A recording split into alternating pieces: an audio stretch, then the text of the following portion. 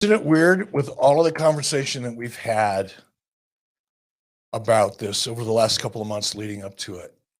But when it was finally announced, it kind of felt like, eh, I guess because we've been talking about it so long Yeah.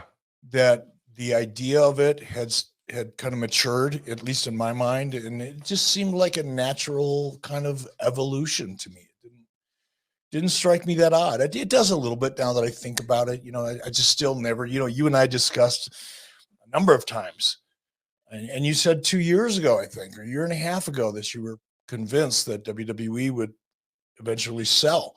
Yes. And I didn't agree with you. I just couldn't imagine Vince McMahon finally handing over the keys to his baby. But he did, and he handed him to Ari Emanuel. Vince McMahon has a boss for the first time since, I don't know, he worked for his dad. 1980, maybe. Yeah. Yeah. So yeah, Vince McMahon has a boss, and it's going to be interesting to see what happens. Can you imagine? Think of you know how it is when you get three really strong alpha personalities in a room. Yep.